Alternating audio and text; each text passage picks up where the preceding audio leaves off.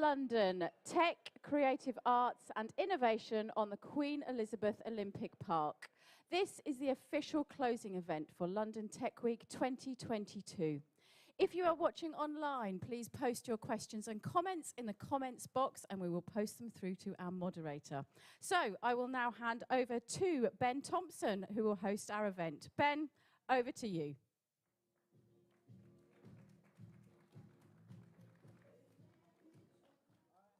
Morning, everyone. So lovely to see you all here. If you're still at the back of the room, please come on through, take a seat. There's plenty of space in here. And also hello to everyone who's watching at home. Maybe you're sat in the garden right now, shorts are on, you chose well. We'll talk a little bit more about how you can get involved in the event in just a second. But welcome to Future London Tech, Creative Arts and Innovation at Here East. We're on the Olympic Park, the Queen Elizabeth Olympic Park. My name is Ben Thompson. I'm a presenter for BBC News, BBC Breakfast, so I'm normally up and finished work by this time of day. So it's nice to be here in daylight hours.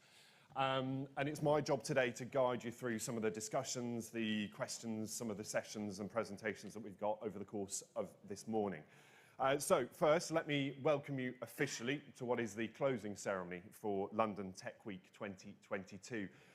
I was here last time we were able to hold this in person back in 2019. It feels years ago, doesn't it? So I know just how busy a week it can be, and I know there are some kind of bleary-eyed people kind of emerging out of London Tech Week this week. Special mention to Russ, wherever Russ is. Russ, here you are. 25 events so far this week. I mean, this man is a robot, but nice to see you. Russ, and we're going to talk to Russ probably a little bit later about some of the things that you've learned from this week and some of the highlights on London Tech Week. And look, it might be the hottest day of the year so far outside, but just think how amazing the air conditioning is in here.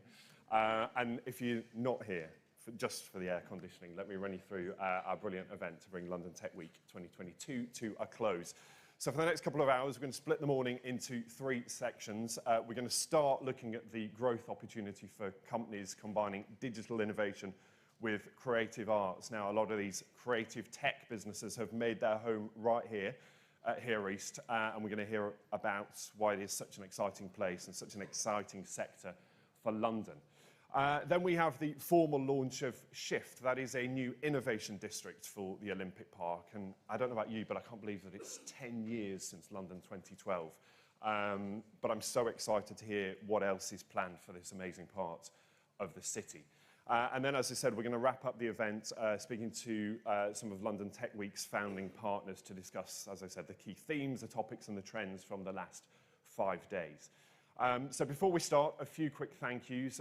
Thank you, of course, to Here East and to Plexel for this amazing venue that we're in again this year. And I'm sure you've already met some of the companies that are exhibiting, but thanks to Ford, Toyota, Moonbly, Moonhub, M Squared and Mosa for sharing their products with us today. So please do find them, go and have a chat after this event. Lovely to see so many of you here, and if you're still at the back, come on in, there's plenty of space. And of course, welcome to everyone who is watching at home online too. We're going to stream this, and that's, I assume, how you're watching us right now, on YouTube and also on Twitter. And you can get involved even if you're not here in the room. Remember, this event is for you, about you. So if you do want to get involved, send us your comments, your questions about any of the sessions that we have this morning, or indeed if you've got any questions for the panellists, do send them through either in the comments box on YouTube, or you can use the hashtags FutureLondon or LTW 2022. Now, our first guest needs very little introduction.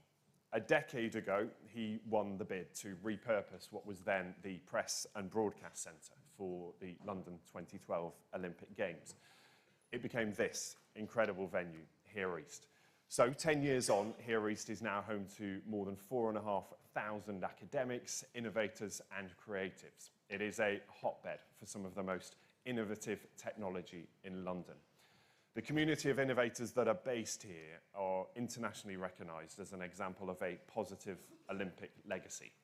And so, to showcase the very best of this community, please welcome Gavin Poole, the Chief Executive of Here East.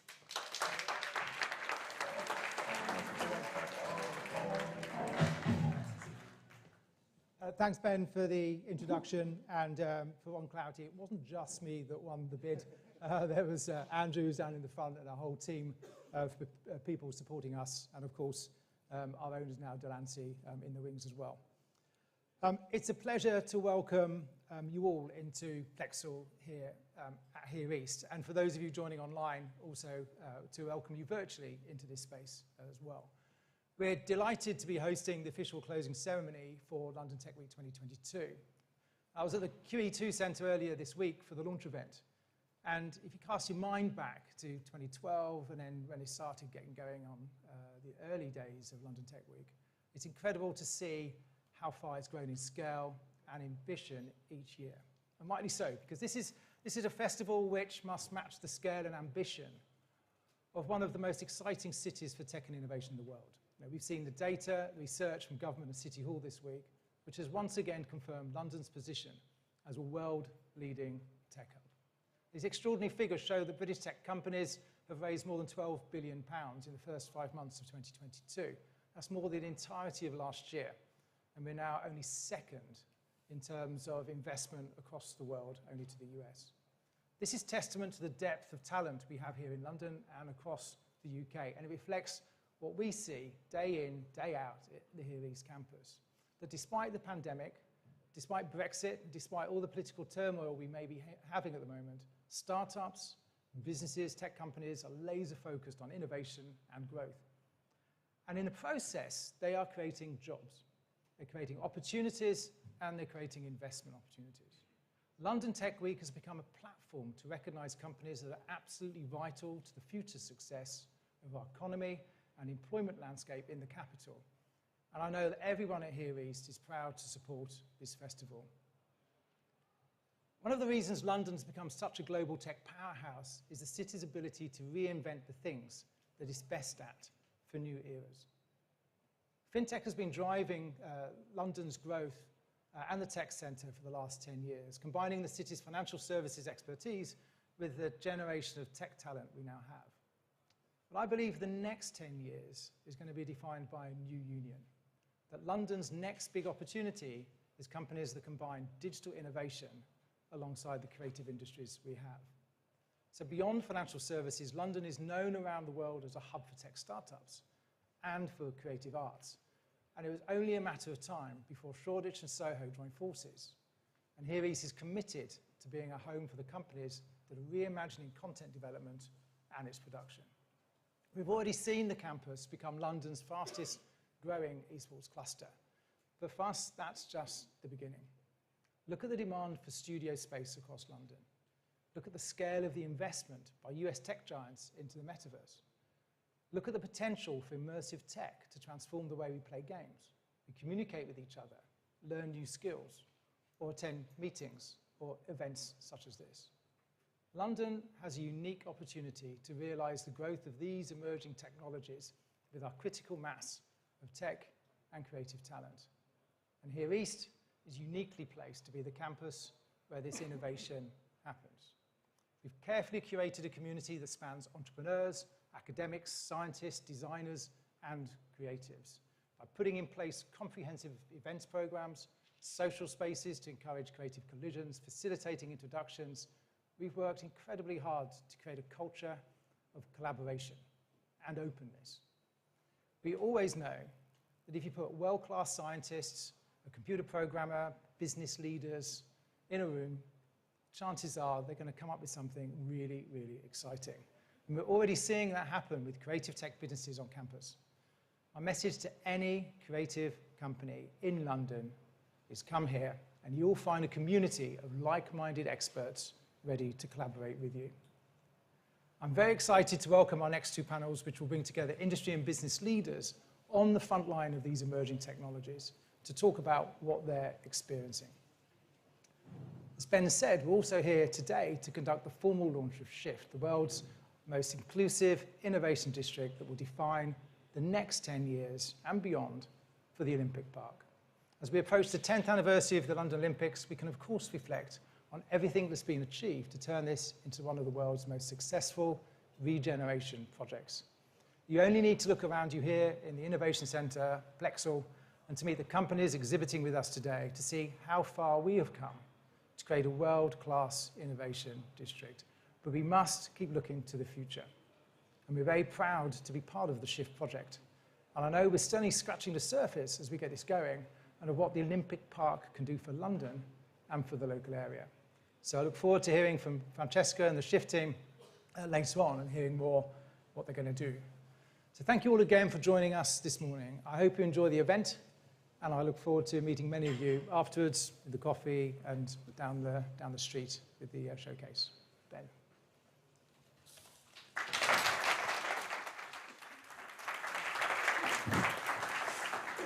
Gavin, thanks very much. So let's kick off with the first of our panel sessions this morning. What we're going to do for this first one is bring together the founders and experts that are at the forefront of creative tech. What is it? What technologies are they developing? And why could it have such a transformative potential for London and beyond? So to answer that, hopefully, wonderful panel of guests that are going to join me. So while they make their way up on stage, let me introduce you to them. With us, Michael Stein, who's the Chief Technology Officer at Framestore. That's the Oscar, Emmy, and BAFTA-winning creative studio. He's worked on films including Gravity, Spider-Man, Top Gun, Maverick. Please come take a seat. Also with us, Georgina Felce, who is co-founder and COO of Tailwind. It's a game studio operating within Roblox. Georgina's been lauded as one of the gaming industry's most influential women. Good morning. Louise Connolly-Smith, Head of Creative at London and Partners, the Mayor's promotional agency, and also with us Nick Farnhill. He was the founder and managing director of the creative agency Poke. It was acquired by Publicis. Nick is now developing a new company focused on immersive tech. Good morning to you all. And a reminder as well, if you want to get involved either in the room or if you're watching at home, remember, put your comments in that box or use the hashtag FutureLondon or LTW2022. So please welcome the panel.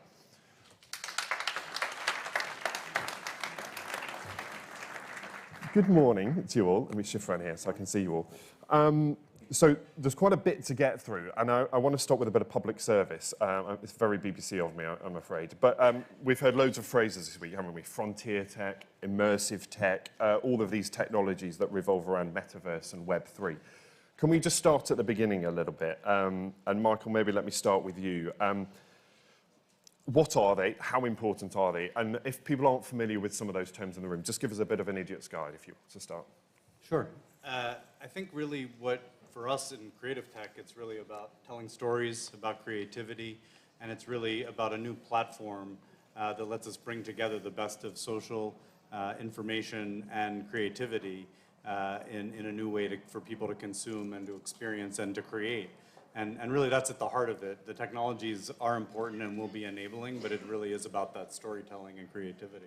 And Georgina, talk to me about the moment in time. How exciting, how far through this process are we? Are we just at the beginning of this? I would argue that we've been, for example, the metaverse has existed for a long time, but as platforms, I don't think the metaverse exists as what we're kind of like defining it, rather than metaverse platforms where like different flavors for different kind of interactions, connections, play, which I think is even more exciting. And I think as kind of we evolve and the tech evolves as well, it's just going to be kind of everywhere.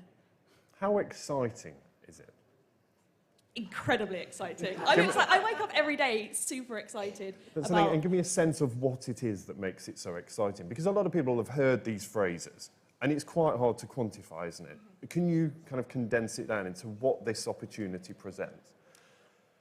What we're most excited about is the new generations that are coming into it, that are kind of paving the way forward. From our experience, we're working on Roblox, which is predominantly a children's gaming platform, but children have grown up on the platform.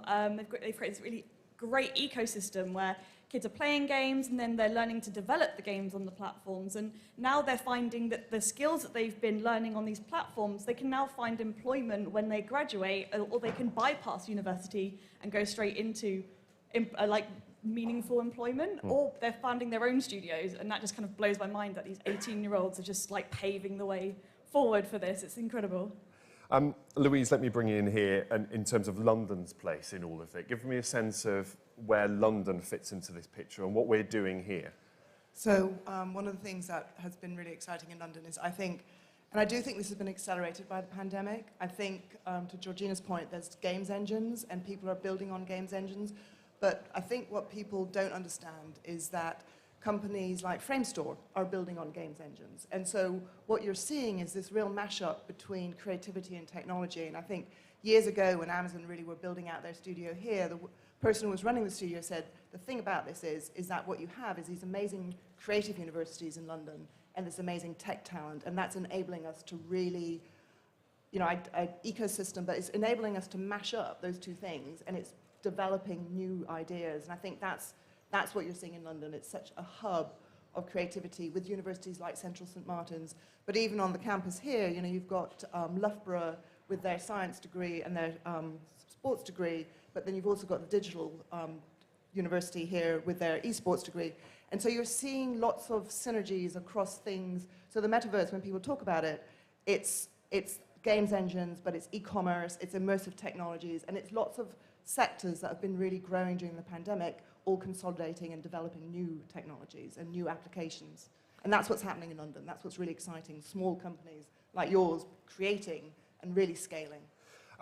And Nick, talk to me about the business opportunity here, because you know, we can look at this from all different perspectives. Either the brand new stuff, and then ultimately the end game is a business out of this. What are the opportunities, and where are we in terms of scaling up those businesses? So there's many, and I'll start with actually Georgina's question about why it's so exciting and move into that. So this will give a little bit of sense of what I like and my age, but there's a sense you can do anything. Right. It feels like it's the exploding plastic inevitable from the Warhol team in '66. It's the Sex Pistols in the Lesser Free Trade Hall in Manchester in 1976. It's Thriller playing out on MTV in 1982. It's all of those things, and you're seeing it, and all of those things that influenced how creative businesses have seen and spotted opportunities and built upon them. And so whether it's gaming, whether it's sort of service-driven tech, whether it's immersive experiences, whether it's new ways of storytelling, all of those are possible. And you're seeing young talent come through, and that's what I've learned from this week.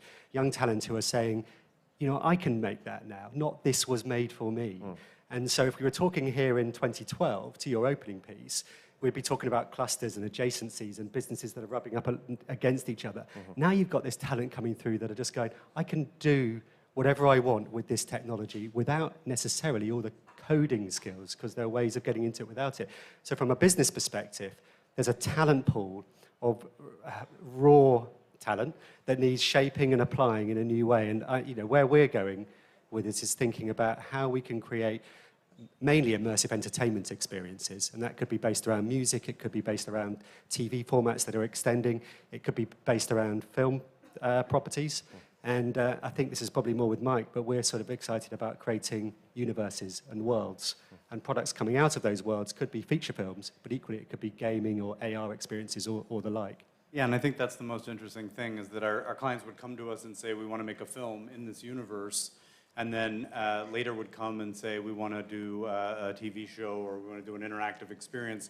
And now they're coming to us and saying, we want to do all of this, right? We want to create this universe that's going to live forever, and we want all the experiences, and we want, you know, some of our clients are starting to be forward-thinking and think, well, we want people to be able to create their own stories in this universe. And there's a lot of challenges there, but it's really embracing and that interaction with people who want to live in these worlds and explore stories and create their own.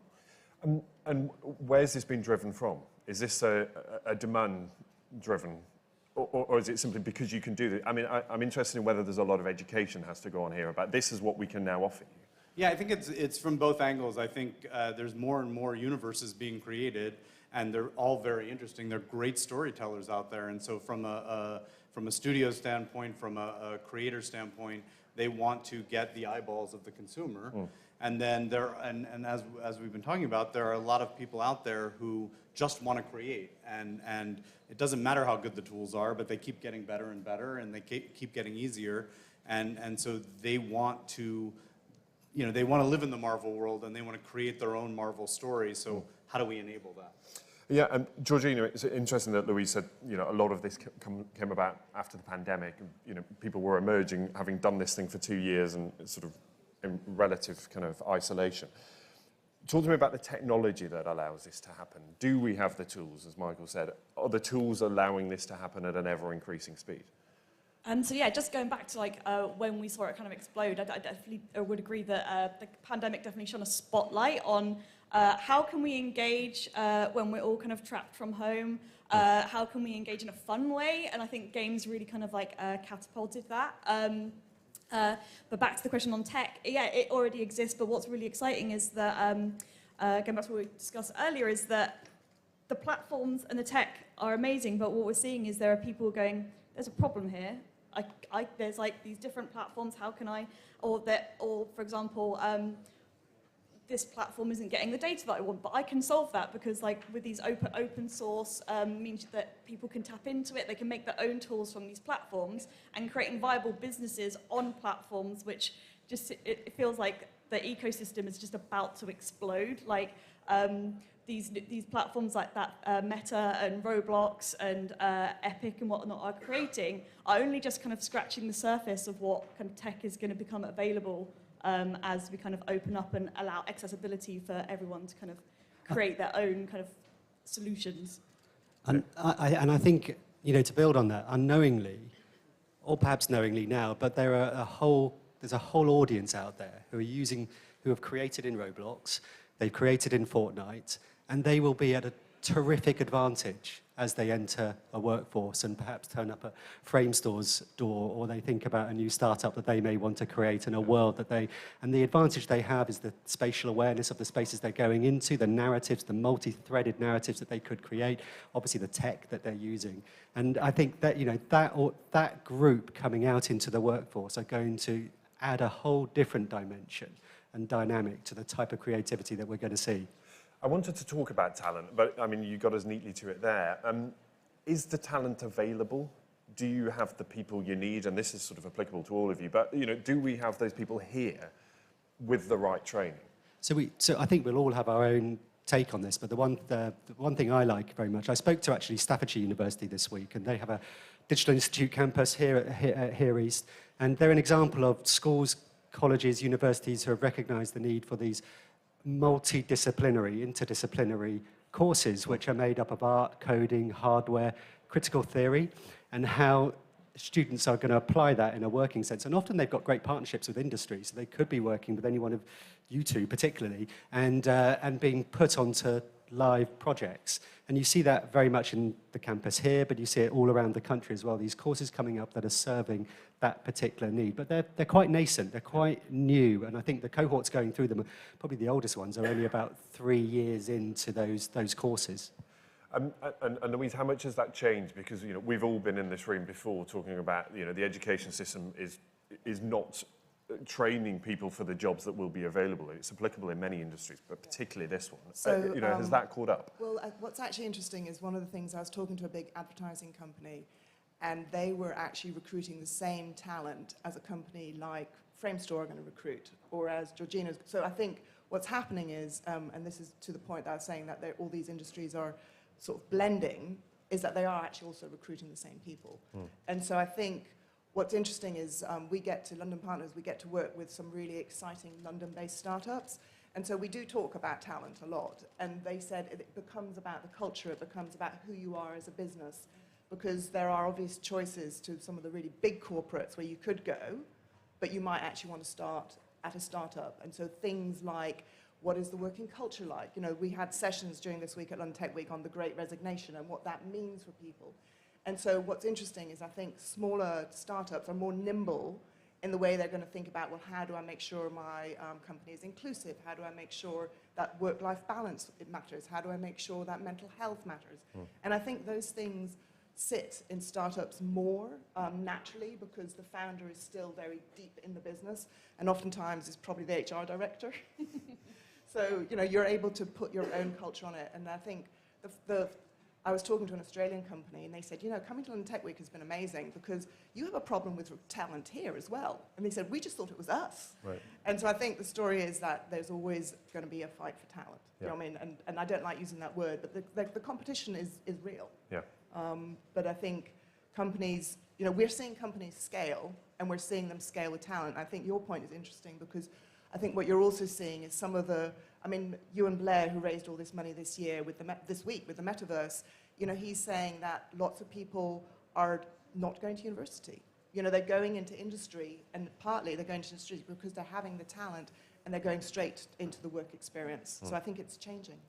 Just to jump on that point as well, I think also, and this is kind of where I think we need to be working more closely with educational establishments, is because people are bypassing university because companies are providing the training that they need for the talent that they want because the education hasn't quite caught up yet. Yep.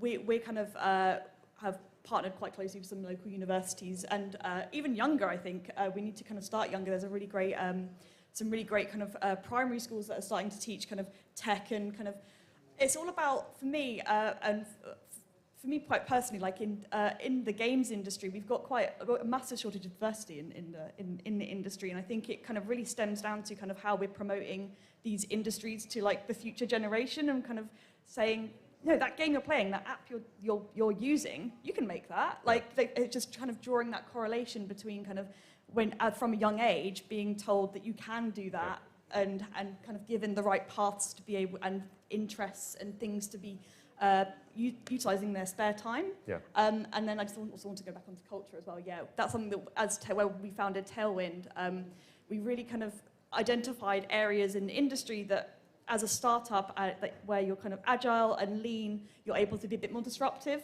So we kind of started with the 4-day work week, for example, and we do that. We're not on a trial. The first, when me and my partner, Mike, founded the company, we're like, no, we're going to do it, we're going to commit. And that was something we could offer versus some of the larger companies, and that's how we've managed to kind of like attract so many. I was going to say, and that sets you apart then from in this competition for talent. That's part of your offering. It is, yeah. And people love it. Our retentions are all-time high compared to other industries. Our employees are healthier than ever. They're more engaged than ever, and it's just a really great place to work. Yeah. And Michael, how do those challenges for you sort of manifest day to day? Are you struggling to get the talent you need, or do you have everyone? Absolutely. Yeah. And I think everyone's struggling. And I think for a long time, what we did was somewhat unique, and people aspired to do it, and it was one of the most amazing things you could do. And now there are so many more amazing things you can do, and you can work at a variety of companies. And like the panel said, you can do this without going to university. You can study something and in your spare time be making games, and then go have a job at Georgina's company, right? And the stats about when kids are turned away from STEM and STEAM, it's at such an early age. And so really, we should have been there 10 years ago, talking to them about what was going to happen now.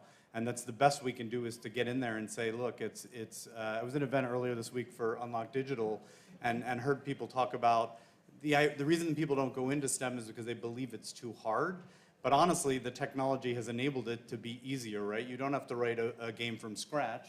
You can go into Roblox, and you can have all the tools available, and you can start making your game on day one. And it makes it so much easier, and the tools will continue to get better, and that will give us more people who we can hire. And I think you hit on a really interesting point about sort of the breadth of skills, right? We used to hire people who were specialists in what they did. They would be lighters, or they would do simulation, or they would model characters. And today we need people who can do all of it, and do it broadly, and do it on different platforms, because that is where everything is heading. And I guess, Nick, apart from the education about the skills that they need, is there enough education about this could be a career opportunity for you? To your point about the game that you love playing, you can make it. It doesn't need to be made for you. Is there enough awareness of young people thinking, you know what, if I really enjoy this, this could be my career? It's a really good question. I actually don't know, so this is anecdotal. And I think Georgina made a good point around the primary school that is sort of encouraging children to embrace new technology. And I think I've seen, not primary school, but at middle school level, where similar thing is happening, but there's, alongside it, there's this tuition around a balance between technology, i.e. metaverse, virtual, stepping into a world which is very ill-formed at the moment and requires some rigorous, robust review of how it's going to grow over time in terms to be open and diverse and safe. And so there's education in that respect, as well as the tools people are using to enter it and to create for it, alongside there's a real life out there as well. And the connection, the balance of connections is really, really important. And so I think at a young age, if it's happening at the sort of education level that Georgina's talking about, I think that's the breadth of thinking those educators should be considering. But to your question, I don't know whether people are being shown that opportunity and saying, if you're doing this, you could be here. And I suspect that through the likes of influencers and stuff like that in social media, young creators, would-be creators, are seeing their heroes, the people they admire, and go, you know, you've made what they may think is a quick buck, but it could be, you know, I could do that. And that's my point earlier, this feeling of self-empowerment and going, I can go out, I can make these things, I can do these things, I've got the tools in my bedroom, at my home, in my school, and this is going to be my career path. I'm aware that time is quite tight. I'd be really interested to see kind of where we are on this journey, because look, 10 years since London 2012, you know, 10 years from now, what does all of this look like? Where are we? Do we have the people? You know, what does the technology present for us? Kind of what will this look like if we have this conversation in 10 years, Michael? I think for me, the platforms and the technology will be a lot more integrated. We won't be going to different apps for different things. We'll be in one space, and we'll be doing more of those things together. I think the world will be more connected, and I think people will be more aware, if we can get them access to the technology and the tools, that there are opportunities for them, and this is a future for them that's important to the world and valuable to them. Georgina? That's a great question. I don't really know. I think what's really exciting is that sometimes like it is unknown, given like the last kind of decade, and that jobs that don't even exist will probably exist. And I think it's just really important to keep these tools as accessible as possible to enable future talent to come in and more diversity in, because once we've got kind of like true diversity and representation in this industry, it's going to be unstoppable. I mean, it sort of feels that it's okay to say we don't know where this is going to go because no one predicted what we would have right now. But then I guess, Louise, from your point of view, how do you plan for something like that is so movable and with so many moving parts? I think one of the things that I think has been really interesting, and I think we're going to see play out in the next 10 years, is I really believe that London, I mean, I'm obviously going to be very pro-London, let's just be clear. It's allowed. But I really believe that London is also going to have started shifting the dial on film. I think the whole entertainment business in Europe, London is going to be one of those significant centres. And I think it's because of the technologies that we've got here already. I think it's because of the companies like Framestore and Tailwind, that blend is going to have created new technologies. I actually think the opportunity for someone to come up with the one app that we have everything on is that people must be working on it. And it would be amazing if it was developed in London. You know, that's what I'd like to see, because I think at the moment people you're on so many different areas where you're doing things. You know, the amount of people who sort of say, my gosh, I get so much content from so many places. I think that consolidation will happen. So that will be interesting to see, and I think it will be in these technologies that we'll see that. It sort of feels like that's a coming of age thing, isn't it, as well, that consolidation. Final thoughts? Well, I would say in terms of 10 years' time, deeper, richer, more immersive audience experiences, we've got one of the world's best examples just 2 minutes away with the ABBA experience at the moment, and so more stuff like that. Yeah. Amen to that. Thank you all. It's a rattle through a few of those topics, but I really hope it's given you sort of food for thought. Thank you so much. I would love to talk some more about this, but please put your hands together for the panel. Thanks so much. Thank you. Nice to see you.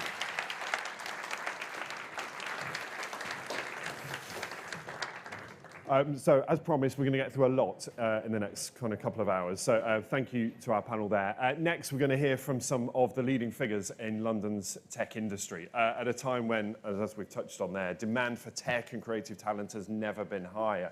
We're going to look at sort of the growth opportunity that creative tech can actually bring here to London, to the capital. So let me introduce you to our panel. They need very little introduction. Russ Shaw, of course, founder of Tech London Advocates and Global Tech Advocates. Russ, good morning. Andrew Rowan is the Managing Director of Plexel, the world-class innovation hub. where we are today. Joe Twist, the Chief Executive of UK Interactive Entertainment. That's the trade body for games and interactive entertainment businesses in the US. And Usha Raghevachari, who is with the Ford Motor Company for over 20 years, leads on their global tech innovation division, D Ford. Welcome to you all. Please come and take a seat. Morning. Good morning. So we're here. Russ, what a week. And we'll talk about some of your lessons a little later, but you've survived. Everyone's still here. Everyone's still standing. It's great. It is amazing. And I've been following so much of the event this week online, and it's been fascinating to see it all. So Russ, let me start with you. I mean, because you've been, at the heart of London's tech sector for so long. Talk to me a little bit about what we've learned, and as we said, 10 years on, where are we? How do you sum up where we are right now? I think we're in an absolutely amazing place. I would have never have guessed 10 years that we would be talking the way we're talking, producing the results that we're producing, seeing amazing startups, amazing scale-ups. I remember when we launched Tech London Advocates just over 9 years ago. I think we had 3 tech unicorns.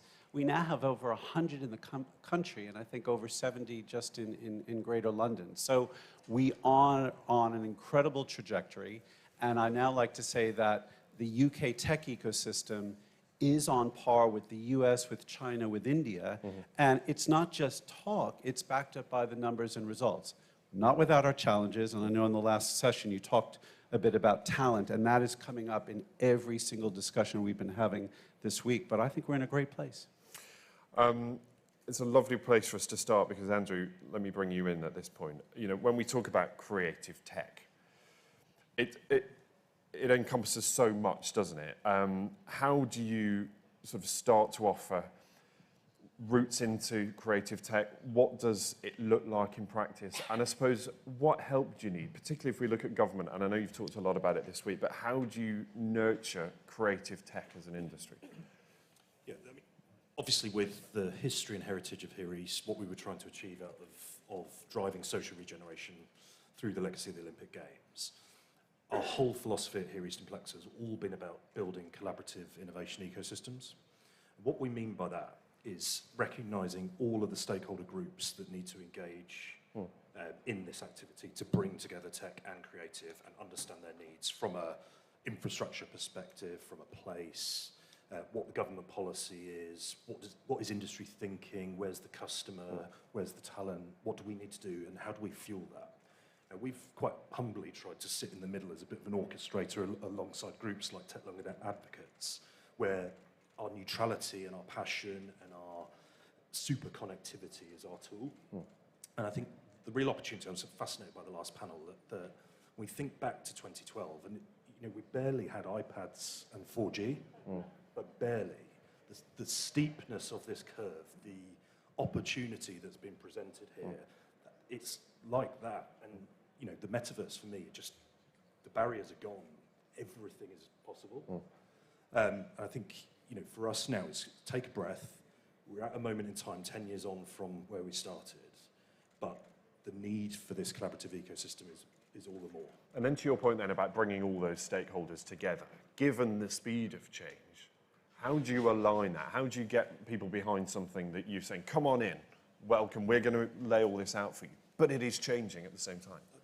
I mean, I think there's a professional task here around understanding what's in it for them. Right. And never assuming that people, companies, groups are going to come to the table without that benefit, that gain, but make it mutual. So trade on it, put more in than you're expecting to get out, and then the ecosystem works. Usha, let me bring you in at this point. Hello. Hello.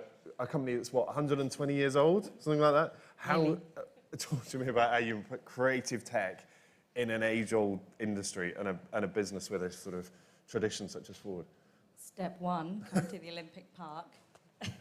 No, so we're, nearly, I think we're 119 this year, so hopefully you can't see the wrinkles, but it's incredible. So the automotive industry, so I work in D Ford, which is Ford's, it's like a startup innovation lab here in London, and we're a human-centered design team. And about 3 years ago, we started this adventure, and for us, it was really important that we're taking all of the goodness inside the company. There's a lot of great people inside Ford. We've built this industrial capability, great, tick. But as the world is changing around us so rapidly, clearly we need to think not just about the physical product, the hardware, but to think about designing kind of more holistic experiences for our customers. So that's hardware, software, and services. So that then requires a whole different bunch of talent. And so when I arrived, I was in Shanghai when I got the call to come home. And when I arrived in London, I had 7 people in my team. They were all from Ford, had been in the company a long time. Now we are on campus over 300 Wow. folks. And about 80% of my team are from outside the automotive industry. And that is intentionally designed like that. So they've come from startups, tech companies. We're trying to develop these digital experiences, software and services. And so we need different people to do that. And I'd say it's not just a challenge of hiring new talent, but also we don't want oil and water, right? So we've got these incredible folks inside Ford already, and then we've got all these incredible people coming from all these different backgrounds and experiences. Building the right culture to foster that creativity is also really important. And if, as Andrew says, everything is possible, how do you try and build a team around that and focus on a few core things that will make a difference or that you can then take to the rest of the company and say, this is what we're offering? This is it. Yeah. What is that thing? So I think for us, it's really simple, actually. Our process is to deeply understand the needs of the humans that we're trying to serve.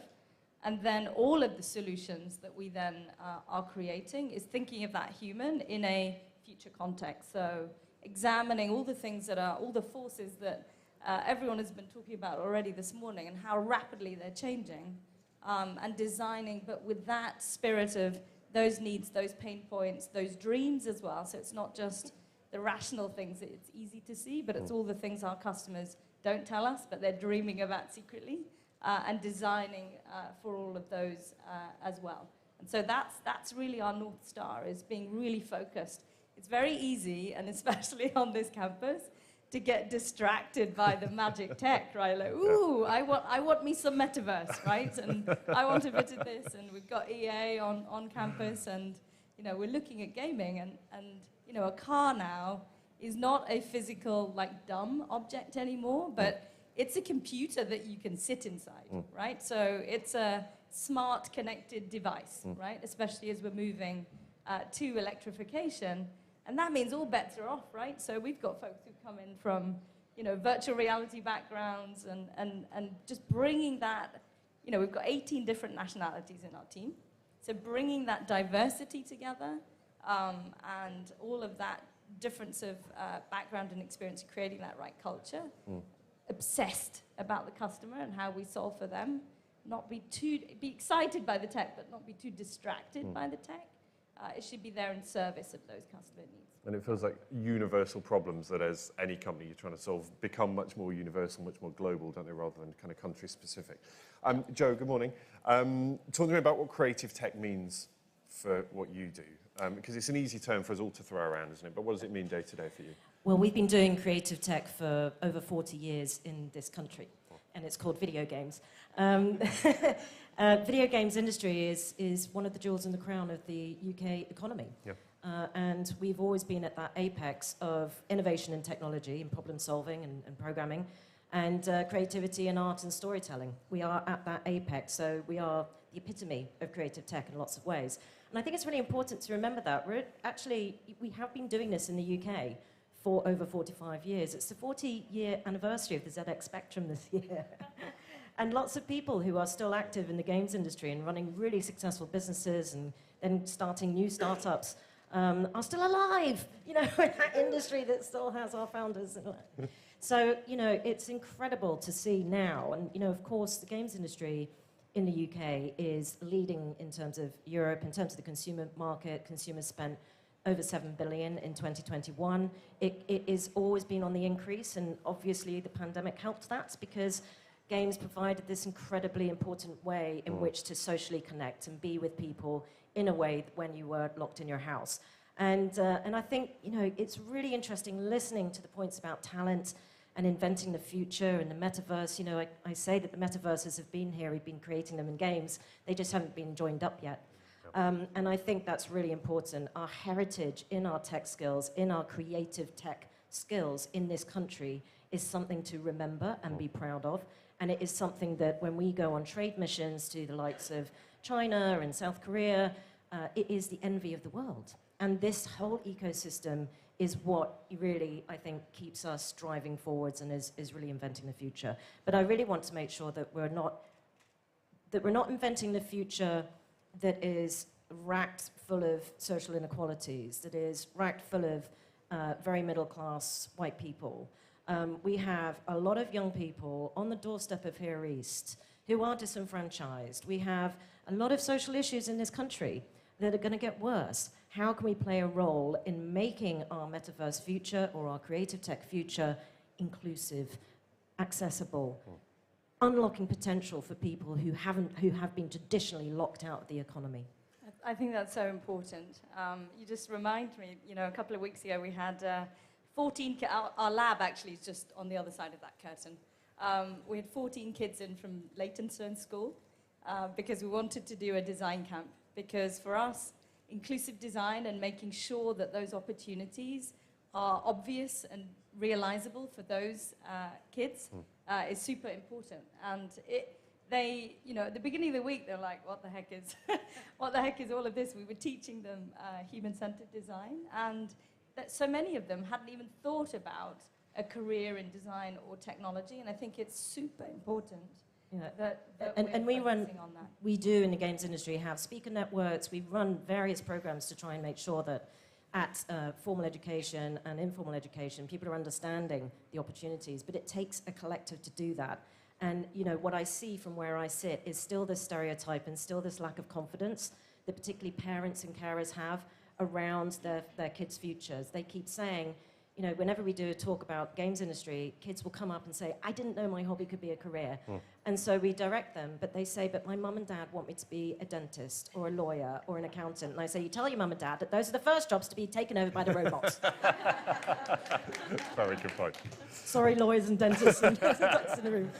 They've been talking to my mum and dad. I got that same advice when I was...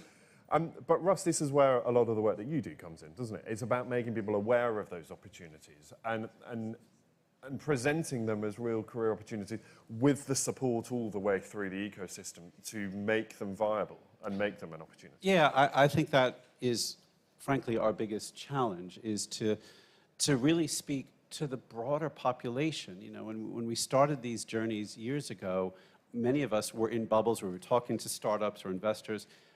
Tech is now enormous. The creative industries are enormous. The entertainment sector is enormous. And these are all really coming together. And I think if we collectively get this right, we'll be sitting here in 10 years with London and the UK recognized as world leading in this incredibly exciting space. I mean, I really, really believe that. And I think some of you know me, you've heard me wax on about this for a while, and Joe's been very patient when I've kind of done my brain dump on this. But it's also something that if we get it wrong, it would be, I think, terrible for us. And I'm looking at many young faces here, many young faces in the community. That's where we can bring everybody into this discussion. It starts in our homes, in our schools. You know, we need to go into our communities. We need to talk to the career advisors in schools. They're desperate for us. They're absolutely desperate for us to come in and say, articulate where this is going. What do I say to my students who are thinking about where they need to go? And the conversation has evolved from, it's not just about coding and programming and doing math and science, which are incredibly important. Please don't get me wrong. But it's also about art, design, great writing skills, problem solving, creative thinking. This sector is absolutely hungry for it. And if we can pull everybody in from London, from the UK, but also internationally, let's not forget that overseas talent is also an important mix to this equation. This week, I was sharing with Ben earlier, we've got hundreds and hundreds of delegates from around the world this week. And I was with a gentleman from Singapore last night who was thinking, do I come to the UK? Do I come to the US? And he just said, I had no idea how international London was. The diversity that they see here is absolutely first class. We have to keep driving these messages globally to keep keep those people aware of what we're doing and saying, I really want to come here, I want to build a business here, I want to be part of what this future entails. Yeah, and Andrew, you know, what you're doing here is to bring everyone together, isn't it? They cheek and jowl, they can talk, they can communicate, they can cooperate. And to Russ's point, you know, the future will be about collaboration. It will be about us all doing it and putting London on the map versus the rest of the world, but then also bringing the rest of the world in. How do you make people cooperate rather than compete? I think first point is I think there's so much opportunity now that forward-looking organisations see competition as learning. Right. You look at the hyperscale cloud guys, a great example where Amazon and Microsoft, the world thinks they're competing against each other. The opportunity is so big that actually they're urging each other on to scale. And actually, because if they're present in every market, then everyone adopts cloud and everyone ends up on their platforms. I think that trickles down in scale, where when you look at organizations in our broader community, the adjacency of all of this technology and culture and skills actually is a constant learning journey. And actually seeing someone in your own field is the opportunity to collaborate with them, the opportunity to partner with them, the opportunity to drop your intellectual property barriers and combine your products. And Usha, you mentioned about the car now is a movable computer that you can sit in. Actually, that means you're not competing with Toyota, you're competing with Uber, competing with Amazon, competing with all the others. So I think there's a cultural shift that is happening. It needs, I think, facilitators and neutral orchestrators, I think, to continue that push to keep the barriers down. But the last panel talked about endless universal opportunity. Yeah. I think those that get that are really embracing it. What would you say is the biggest challenge to that? What is the thing that is holding that back? The one thing we haven't talked about, that there is a dystopian risk here, of course. Yeah. I think this is a global opportunity and a global problem. Yeah. And I think if we try and solve it at a national or a city level, it will take longer and it will present more risk. Now, there's a bill going through Parliament at the moment called the Online Safety Bill, looking at particularly social media, end user communities where there can be interaction and search engines, and looking at how do you prevent unlawful activity and harm. That is so important we get that right, and get it right outbound as much as inbound for this country. And I think for all of us to understand that and participate in it is so important. Joe, what would you say is the biggest challenge to what you do? What will you need to overcome to sort of fulfill the potential? The talent crisis. Our talent in the games industry is required by the likes of Framestore, the film industry, all sorts of entertainment industries and tech industries.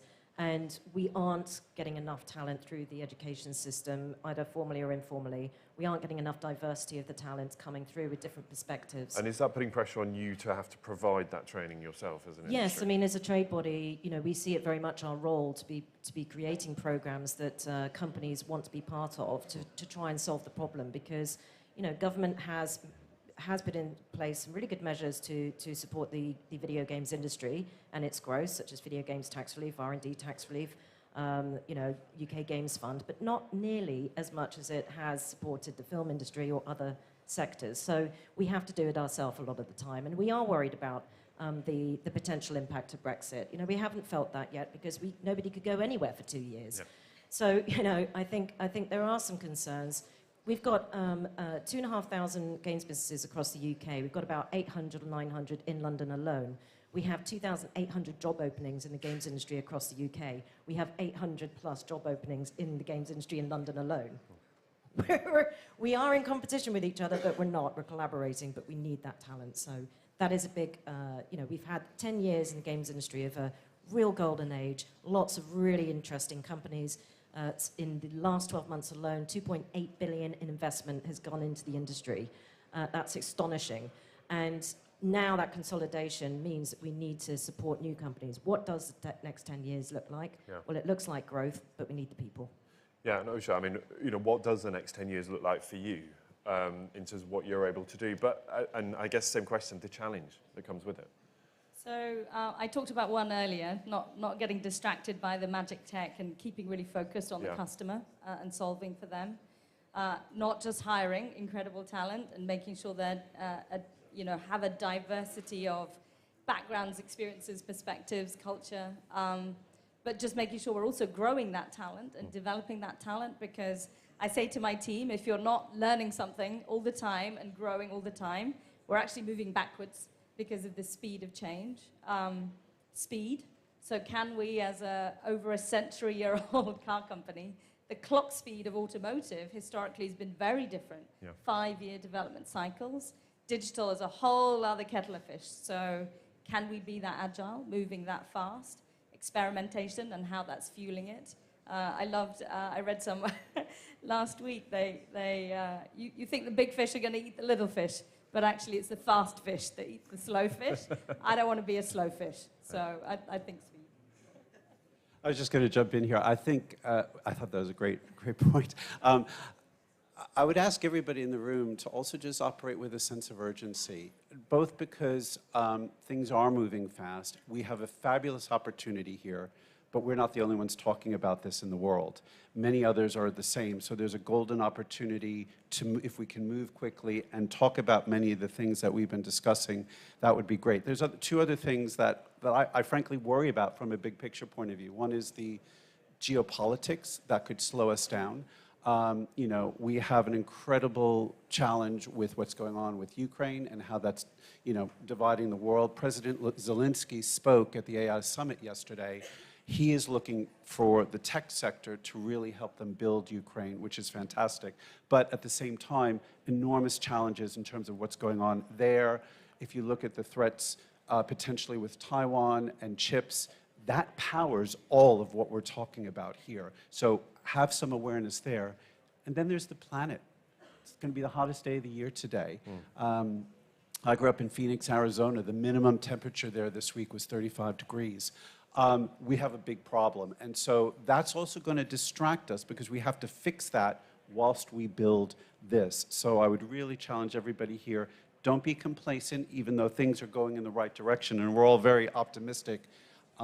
But think about that bigger picture and give yourself that extra push to say, we got to move fast whilst we address the planet and be mindful of the geopolitics. Yeah, lots of food for thought. Thank you to you all. Time is tight, but it's been really interesting. Loads for us to think about. So thank you to the panel. Thanks for everyone.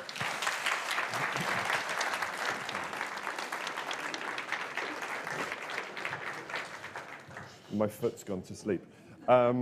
So it's a very good point for me to nip off, actually. For the next bit, I want to welcome some friendly assistants. We're going to look at what next for here on the Olympic Park, because we know to be innovative, you can't sit still. This place, this whole park, testament to how much has changed over the last decade, of course, since the Olympics. But what next for the Olympic Park itself? Well, how about a new innovation district? So to tell us what it is, what's planned, what to expect from it, please let me welcome Francesca Colocca, who's Head of Innovation at Shift. Hiya.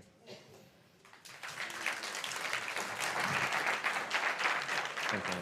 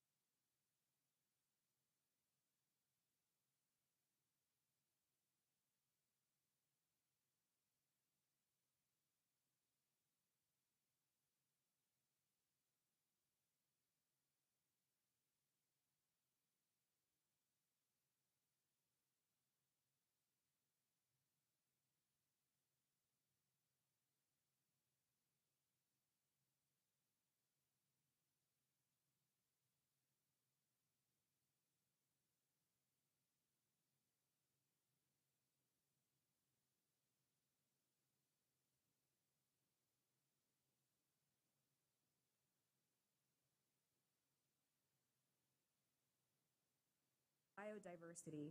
What elevates this place further are the years of built partnerships, millions of pounds of investment in sustainability, skills and talent pipelines, opportunities for local people and businesses committed to doing things differently here. Collaborations between brilliant local leadership, political leadership, private, community, and higher education partners to create a world-leading, world-first, inclusive innovation district, mission-oriented. Today marks a key milestone for the businesses, individuals, entrepreneurs, and local authority leaders who've been part of this journey for a long time and will be in the future. As today we're formally launching SHIFT, which will ignite a call to action and a groundswell of innovation activity across the Olympic Park. To help with our launch today, we'll hear from Indy Johar, founding director of Dark Matter Labs, who'll give us his insight into some of the macro-level challenges and a radical vision that's inspiring us to think boldly about how the assets of the park can be used to drive a response to the climate emergency and become a true demonstrator district for better urban futures. Following that, bringing it down to the hyper-local level, a message from James Kaguma, who, as a young local entrepreneur from Newham, is tackling problems he sees on his doorstep to create solutions with greater community benefit. And finally, a panel discussion about the local inclusive innovation system and what makes the park special here. To start us off, an official launch address from our Director of Innovation, Emma Frost, who, for reasons that will become clear, couldn't be with us today.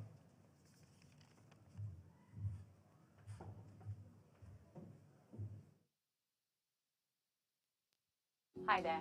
We're thrilled to be formally launching SHIFT today at London Techweek, the perfect backdrop for an ambitious programme that will use technology, creativity and collaboration to solve some of the difficult questions about how we live together in cities of the future.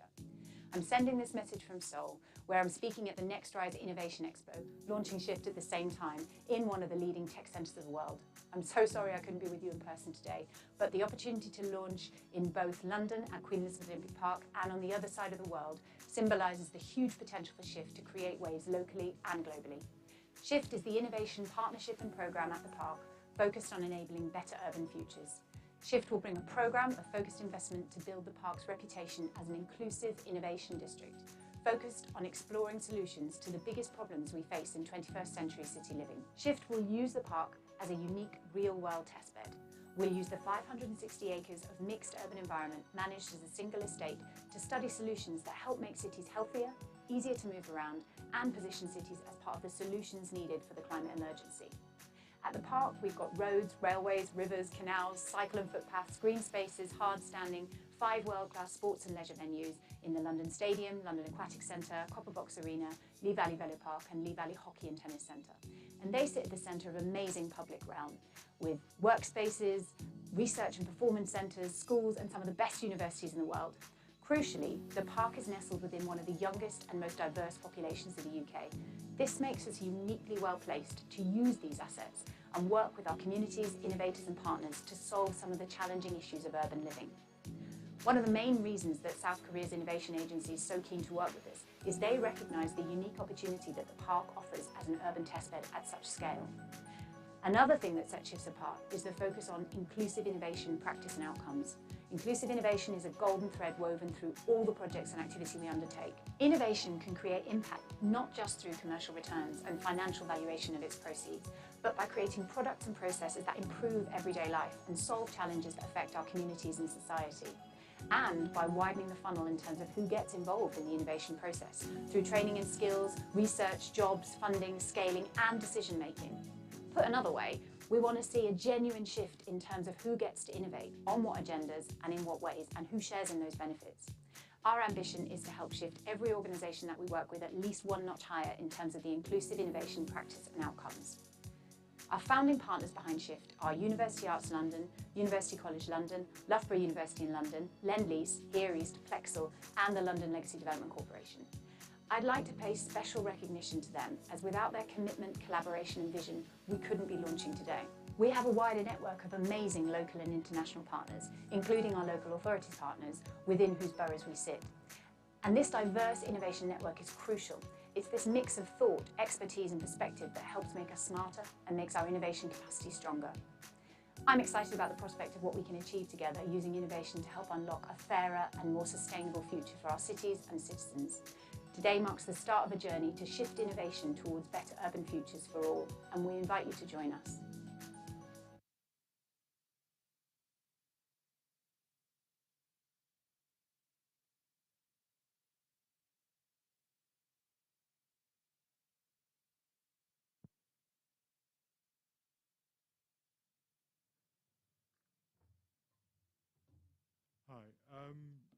Good morning. I'm really delighted to be here. I suppose I want to compliment the last panel in both ways.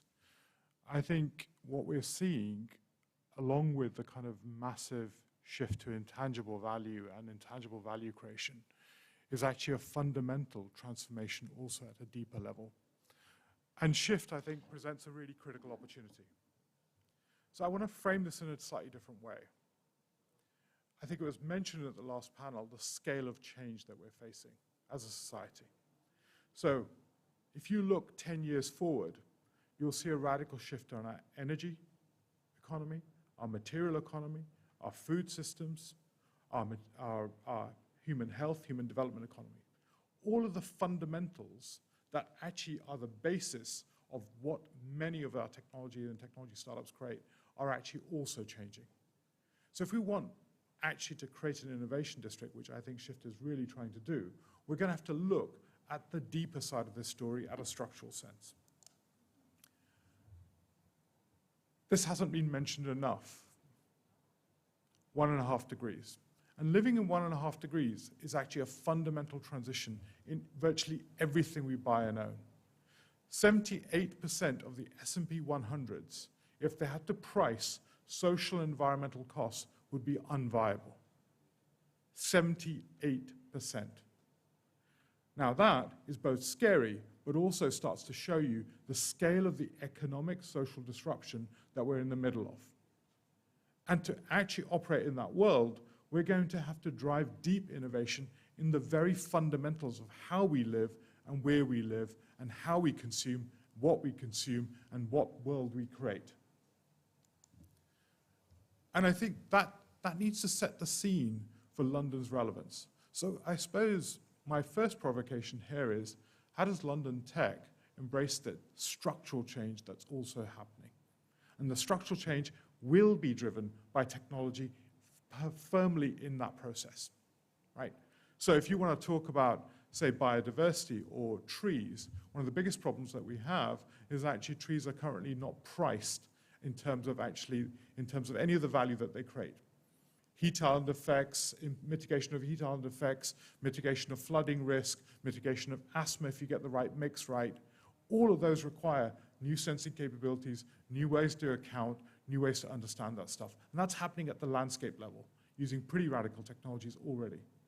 So my first provocation is, how do we talk about deep technological transformation? You're going to see it in your food systems. Your food economy is going to be fundamentally different in the next 10 years as some of our major food baskets become increasingly volatile. And London, again, I think will need to be at the center of reinventing our food systems. And that's going to be critical. So deep technology is going to be employed into those landscapes. I need us to bear in mind that, as was mentioned earlier, geopolitical volatility will also drive some of this technological need, and London will need to be actually working very, very quickly at the center of it. So what Shift is proposing, I think, is really critical, because we need to see the intersection of new technologies which move us from a material world to an intangible world, because we are going to have to reduce our consumption base of material goods. So what creative technology provides is a new place for that economy. At the same time, we're going to have to change our deep material economy. And what Shift is, I think, able to create is a landscape and a testbed for the intersection of those capabilities and the intersection of those innovations. So I think that's going to be really, really vital. And you can see it. I'm going to flick through some of these slides. The scale of what we're talking about. Just to give you some numbers, which I don't think we often talk about in this room, but they're really critical. We're talking about 500 million people being on the move by 2050. 500 million people. You're already seeing energy volatility. That's just the beginning. It was already mentioned about the geopolitical influences on hard tech, like we're seeing in chip production. These things are all going to change. So building an environment which is starting to look at a system level at the deep innovation is going to be critical. And yes, how do consumer demand shift? What are consumer behaviors going to be like? They're going to be fundamentally different. And places like Shift can create the landscape of both data and also the landscape for prototyping those new consumer behaviors. And that's going to be vital. It's going to require that integrated response. Some of this stuff we know, but actually quite a lot of it we don't know.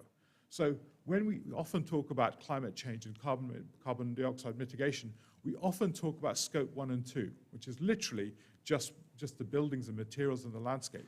But scope 3, which is effectively all of our supply chains, actually is largely ignored. And most of that stuff is going to be pretty radical.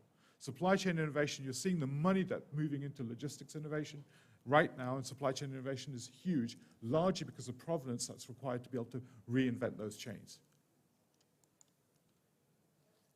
And I think London is going to be dramatically different. And Shift has an opportunity to seed that next London. I think we should be looking at London now like London in the 1970s. We're going to be radically different in the next 10 years. And the question is, how do we build the landscape for deep technological transformation in that process? And Shift as a space for that is, I think, really critical. And I'm reinforcing this point because I think we need to be talking about innovation across the whole system. And that's what we're about to see. And you can't solve all these things at the neighborhood level. So it's not even about drawing a boundary around Shift and saying this is our boundary, but actually looking at the metabolic flows that Shift and this amazing district drives. Consumption patterns, behaviors, all those things that are driven from it. So let's see this as actually a metabolic flow of new behaviors, new material flows, new demand that's constructed from here. And that's critical for London as a whole. And that requires building some of the structural capacity at a much deeper level. And it requires innovation at every side, from civic to private, and also regulatory public sector innovation. Because when you're talking about this, this demands new forms of governance, new forms of relationships, new forms of sense-making into the world that we're talking about. If we're going to drive new consumer behavior, we're going to have to make people aware of the scale of the transformation they're going for. Drive the new demand-side innovation, not just the supply-side innovation. And these transformations are significant across many of the things that we're talking about. But they require actually quite structural change. I will share the slides, so really don't worry too much. I'm using them as a scaffold for us. And they require change at every level, like I was saying, at the whole supply chain level, all the way through to demand and regulation. And it requires the ability to create these sort of environments. The regulatory innovation environment, the value chain innovation environment, these require coordinating instruments. And they're going to be critical for innovation. So how do we create the context for this is as vital as actually all the brilliant work that you do. And I think that to me is a really big issue, and it's going to be central to the demand that we're talking about. How do we finance this transition? How do we start to think about the financing of the transition is going to be vital? Because it's not just about actually just the tech startups, it's all the technological infrastructures required around it. We're seeing brilliant work starting to happen around London's UK's land registry, which I think is fundamental to reinventing the real estate economy that we're going to be seeing. So how do we build the capacity to play with that and also recognize that? How do you build the capacity to recognize the value of, CO2 levels in most rooms like this will reach over 1,000 parts per million, and your cognitive performance drops pretty significantly. So the question is, how do we build the physical environment to unlock the full capacity of every Londoner and everyone that lives here is equally as important. The nutrition quality, how do we start to think about that in an integrated way? So I suppose my one and only ask, and I've got about 54 seconds, is that how do we talk about deep innovation and deep technologies? Because they're going to happen simultaneously. And I think Shift has, and the landscape that we're creating here, has the ability to create the intersection of those two things, both on the kind of deep technological capability, the landscape of innovators that you've already host, and also some of the intangible economy that's absolutely vital to make the transition that's necessary. So with that, I'll thank you.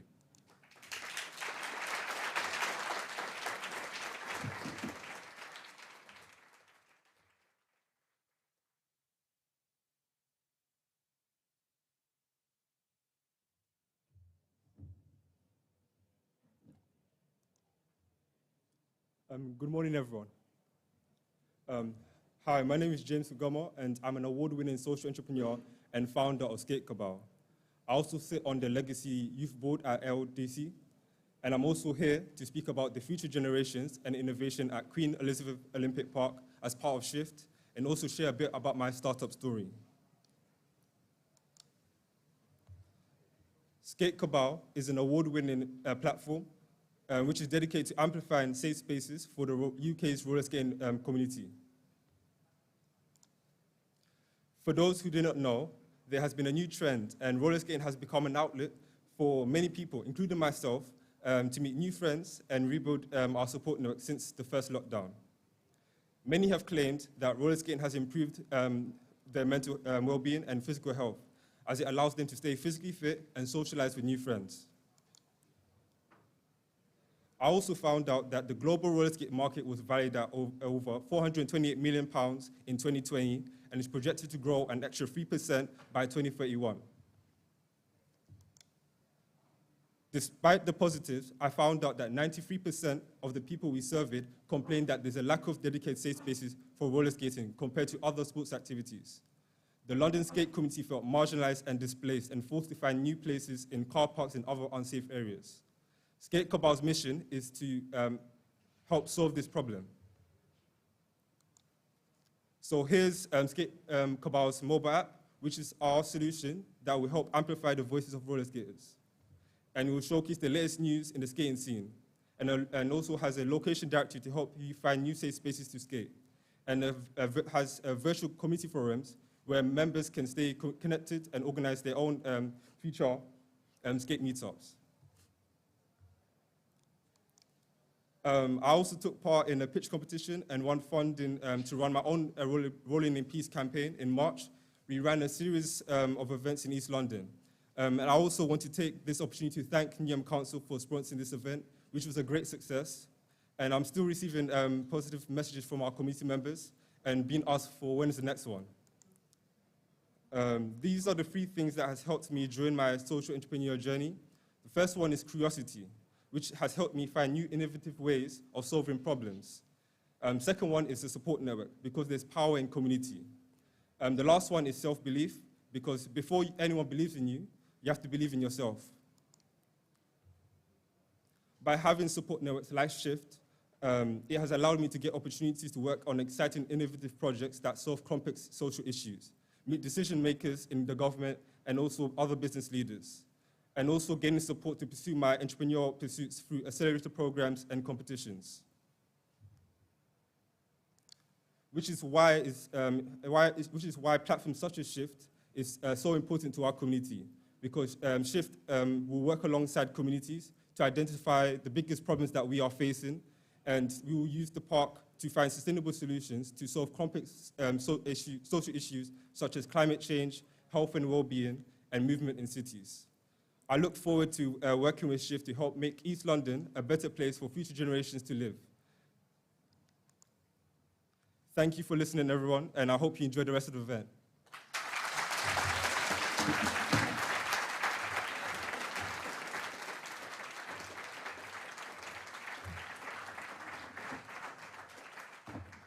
Indeed, James, thank you both. Both of you present really different, but also really vital parts of the equation that will enable Shift to tackle the big global and local questions. Next, I'm pleased to introduce Nikita Verveld, who is a local consultant, entrepreneur, and specialist in innovation ecosystems. She's done lots of work here in the hard graft of getting startups to fly. And she'll be hosting a panel of colleagues to the stage, each bringing their unique experience of what the Inclusive Innovation District here at Queen Elizabeth Olympic Park means in practice. So Nikita, Marion, Daniel, and Jake, please do join us on stage.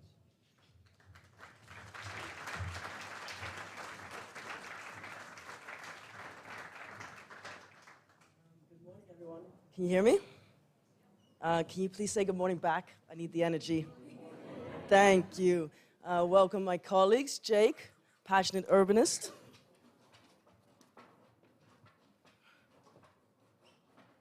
And Daniel, who's the innovation manager of GDI Hub. And lastly, Marion, anywhere you want, who is a seasoned entrepreneur from a very young age. I'm very excited to be here today because I sit at the intersection of almost every intersection of life, which you can ask me more and my therapist later. But also because Shift is meant to be test bedding solutions. And today we'll be test bedding my timekeeping, which I'm notoriously not good at. So we have 17 minutes and we're going to get straight into it. Are you ready? All right, cool. So I'm going to ask each of you to introduce yourself, a little about your organization you're from, and the way that you have been working with Shift. And I'm going to start with you, Marion. Thank you. Just so you know, I have this laptop so I can have a live captioning in front of me. We're months away from having live captioning in our glasses, but until then, that's it. So my story starts with not having a hearing problem at all, and then in my mid-20s having an 80% loss of my hearing within 6 months. So that then changed completely the way the world sounded and the way my social interaction happened. So quickly I found out that actually more than 30% of the population has an issue with sound because we're not designing for sound, we're not designing for conversations meaningfully and so on. So Mumbly came to life to solve that problem. So we had to develop an IoT system that enables a hearing wellness solution in social spaces and not only. And that's the story in short. Amazing. Daniel, do you want to tell us a little bit more about yourself and the GDI Hub? Sure, Nikita, and hello everybody. So my name is Daniel, and I was born fully sighted, but at the age of 16, due to some unknown medical conditions, my retina detached, which meant that I was left completely blind. But it also meant that I left with a big question. Do I want to follow my passion and study sciences, which appear to be more challenging for blind people, or do I want to choose something else? I'm happy to report I really made a good decision, and I studied physics after moving to England just a few years after losing my sight. And that was a really good choice, not only because I managed to follow my passion despite this disability, but also because that opened up new opportunities for me. I became a student entrepreneur, and with a couple of other co-founders, we founded a startup to help other people like myself to follow their passion. But just because of how my personality is, I kept switching between academia and entrepreneurship. So after having tried myself as a student entrepreneur, I did a PhD, and very lately, I joined the GDI Hub as an innovation manager. So the GDI Hub, the Global Disability Innovation Hub, is a research and practice center to drive disability innovation for a fairer world. And when we were founded in 2016, we were also hosted here in Plexel, and as Plexel grew, so did the GDI Hub. Currently, we work in 35 different countries, with more than 70 different partners. And that's one of the reasons why we are so excited about working and partnering with Shift, because as Francesca was saying, Shift is all about innovation, partnership, and program. Amazing. Jake? Good morning, everyone. My name is Jake Cartland, and I'm Place and Growth Manager at Lendlease. So Lendlease is a multinational property development company kind of working on urbanization across the globe, and specifically really looking at sustainability challenges in my role at the moment. And for about 2 years now, I've been involved with the 7 founding partners, looking at how we had the idea of sort of, okay, there's innovation happening here in the last 10 years since the Olympics. What's the sort of intentionality? What's the why? How do we come together? How do we become larger than the sum of our parts? And we've really been developing a sort of mission-oriented innovation model, and that's where Shift has come from over the last 2 years. So we've been working on identifying, what is our collective mission as 7 individual institutions, and then thinking about the physicality of the park, the Olympic legacy, and bringing that all together into Shift. And this is all about creating better urban futures and looking at, as we've touched on the previous panels, the multiple global crises that we're having to deal with and the structural changes that we're going to have to make in the way we live, the way we build, the way society works. And Shift, I don't think anyone's actually said it yet, is referencing that shift that we're going to have to make as a society. And no, it's not an acronym, as many people love acronyms, but it's not an acronym. yeah, and I guess personally, as a young queer person, not from this city, and not from a city period, from a small 10,000 farming town in Wisconsin, this, and thinking about June and Pride Month, this is critical to think about our POC siblings, our queer and trans siblings, and bring forward really inclusive outcomes. And for the I think you touched on it before, the people have been traditionally locked out of the economy and innovation. How do we bring everyone on this journey? Because we're going to need everyone to solve it. Amazing. It's super interesting to have you three here, mainly because you bring such unique perspectives from, private partners to seasoned entrepreneurs solving real issues and tackling real challenges in the world, to those that are applying academic research. So Daniel, over to you. Question. So being East African, I know all the good work you've done in Kenya, for example, and in Nepal and across the world. Tell us, what would you like us, or what do you want to ensure we learn from the global program of the GDI Hub as Shift starts out, specifically about applying academic research and tech lessons? Sure, thank you. And that's an excellent question, Nikita. So I would like to start from maybe 2 steps in front. So GDI Hub works across 5 domains, that is research, innovation, teaching, advocacy, and program. And our innovation arm of GDI Hub Accelerate, one of the main mission and vision is to grow the disability innovation sector, but also to make it more inclusive in general. And what we have learned over the 5 years is really many different things, but what we haven't done so far is how do we put this in a more systematic and scalable way. So that's the overall aim of GDI Hub Accelerate. So for example, we learned that we need different entry levels in different innovation ecosystems.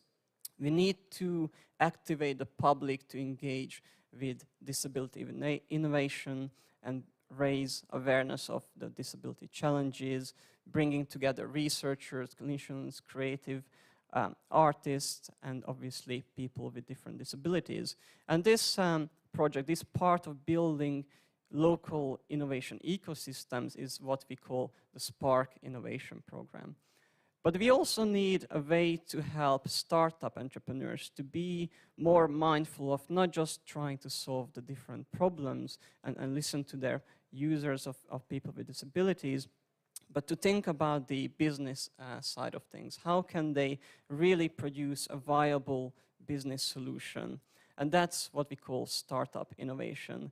One of the biggest successes within GDI Hub that Nikita referenced is our Innovate Now project working in Kenya. And last but not least, what we also learned that partnerships are ever so important. So it is really essential to scale both ventures by providing bespoke venture support. An example of that, our Assistive Tech Impact Fund, but also to scale enabling communities.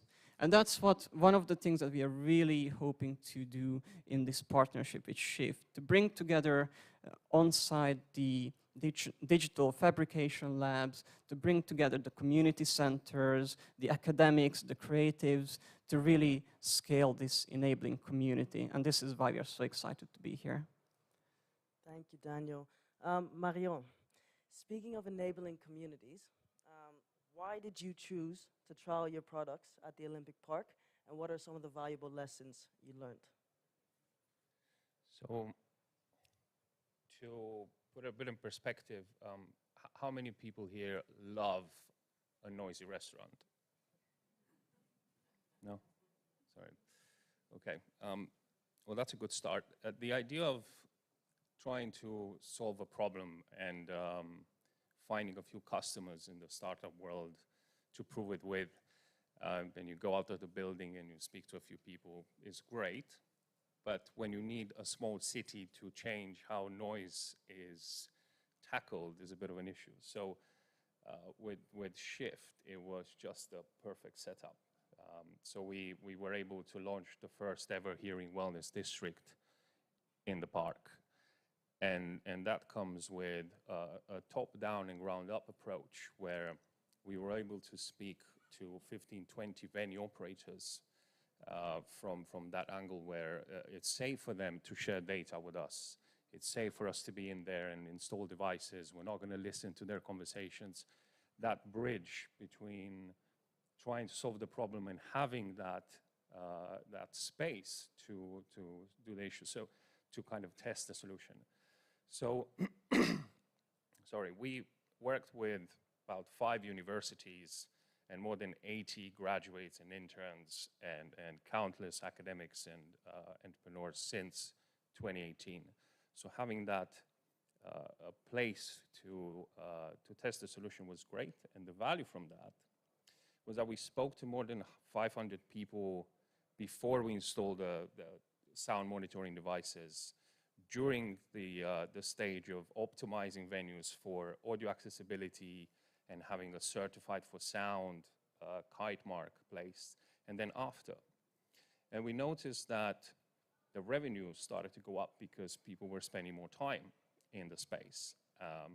We realized that actually a barista left this cafe because he had hearing issues, and now we changed the dynamic there, so we wanted to come back, and all these elements. So it was quite brilliant to see a lot of the things that we didn't expect, and I think that's great with Shift. It kind of creates this small city environment where you can think big and test it within months instead of, 15 years, to kind of have that cycle of development. Where would the funding come from? So we had Innovate UK funding, it was great, but we also had this place where we were able to test what we wanted to do. Incredible. I'm going to go straight into Jake. Tell us, why does Shift feel different to any other innovation district that you've come across before, and why would other entrepreneurs like Marion come here to innovate? So I think the difference for me, and we've been looking at innovation districts for the last few years across Lendlease, and we're involved in quite a few projects globally. And if you look traditionally at the sort of Silicon Valleys, the MITs, etc., these have been places that have been for, again, a selective demographic for who is invited in. And they traditionally haven't always been in kind of dense, walkable, beautiful urban areas, and never before have they been done around an Olympic park. You know, traditionally, if we look at the legacies of Olympic parks across the globe, they're not always, well, they're definitely not as beautiful as the one we are at today. So if we look at that, and I think, if we look at the setting, this is in East London, this is one of the most diverse places, I would probably say, on earth, and in a brilliant collection of people. And I think the physical assets, again, if we go not just to the human capital, but the physical assets at this place are incredible. And if you start to add them up in terms of what the Olympics delivered, who's already here, the tech, the private sector, the academia who's here and coming, the culture that's coming as well, East Bank, people, I mean, I still talk to people who don't know that East Bank, the V&A is coming next year, and that Sadler Wells is coming next year. You don't have to go to South Bank to get the same thing. You don't have to go to West London. That kind of gap between sort of Hackney Wick and that mental barrier is going to end. So I think there's a really incredible physicality, the incredible people here. And why I'm so excited about it as well is that we really have come together, 7 big institutions. And again, this is probably worth noting that this is not about it's us versus other people. This is 7 people who've come together with a collective ambition. And now our job is to bring more partners. Anyone who wants to work on better urban futures and sees their role in that, we want to talk and we want you to join. That's about what today is about, as a kind of call to action. And I'm excited because talking to Indy's point and to your point, Marion, this is what a test bed is. It's a small piece of city. It's a small piece of urban realm that we actually can test, because we're not going to be able to get policy or investment to say, okay, now we're doing all of this across London or across the UK. It's just not going to happen. But if we can start here, we can make the business case for it. And I really think that through that mode of working and that collaboration, that deep collaboration with deep technology, we can really start to solve and demonstrate what the future of cities could and should look like. Thank you, Jake. And as a final question to you all, with about 45 seconds each, Shift has big ambitions to reimagine urban futures. Daniel, what do you hope Shift can achieve? Well, in terms of GDI Hub's ambition working together with Shift, they would really love to see this disability inclusive environment and ecosystem built out through the Olympic Park, where GDI Hub was born out of. So we would really love to see a place for all our spark innovation, startup, and scale innovation activities where we are truly working together with all the stakeholders on campus in Here East to drive disability innovation for a fairer world. Thank you, Daniel. Marion, what do you hope SHIFT can achieve? Well, I hope it can enable that continuous conversation that needs to happen around innovation. So if we innovate today, but in 5 years' time, we need to throw something away in order to bring something new, it's quite difficult to embrace that behavior. So then I think the behavior would have to be this place, Plexel, for example, might be quite different in a year's time because of SHIFT, because there's this innovation happening all the time. But I think for that is the conversation needs to be very clear that that's happening with leaders and people that are influencing policy. That's my view. Thank you, Marion. Jake, you have 36 seconds. Ooh, here we go. For me, I think I'm going to kind of weave in Marion's point there as sort of, this is not innovation for the sake of innovation. Innovation is the tool to solve the challenges that we need to solve as a society. So what I want to see from SHIFT is newspaper articles across the globe saying this happened in London, it was a world first, and now it's being exported out globally, and it solved challenges related to health, related to climate adaptation, related to mobility in cities, and I'm sure many other things. And it did it in a way that it brought everyone in the community on the journey with us, and that created a better outcome. So in seeding a new way of working and a new way of living in cities, and something that can be translatable and scalable both across the UK, Europe, but globally as well. Amazing. And to the audience, so SHIFT has already been, innovating a whole range of trials, and you can see a lot of them on the high street today. So you'll be able to see AI camera technology, new solar and radio powered air quality sensors, hearing wellness solutions, an accessible active travel audit, adapted cargo bikes, and more. So I do challenge you to go outside and get to know the teams today, but also to reimagine what inclusive innovation means to you, who else should be in this room today, who gets to innovate, how the research agenda is designed and selected, the process of innovation, and who benefits from innovation. So hopefully this has given you a small example of all that we can do together. And I'm going to hand it back to Francesca.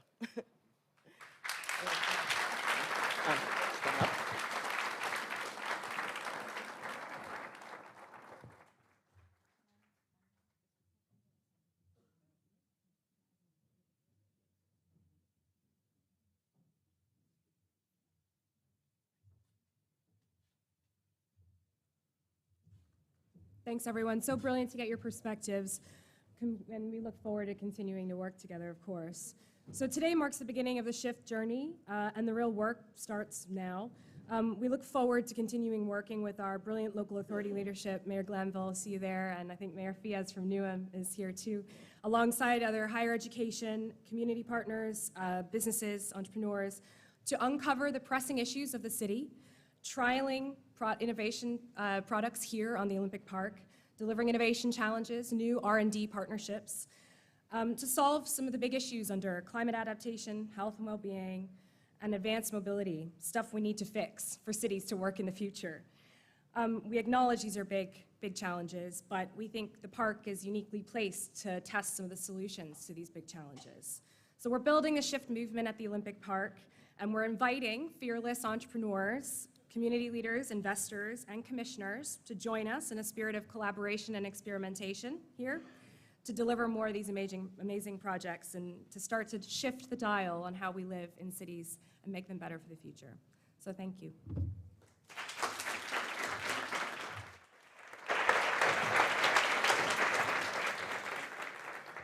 Francesca, thank you. It was really, really fascinating to hear those stories and the difference that inclusivity can make. So we're going to get to our final session of the morning, and I'm delighted to welcome two of the founding partners of London Techweek. So while they make their way up on stage, let me tell you a little bit about them. Prue Ashby is the head of corporate engagement for North America at London and Partners.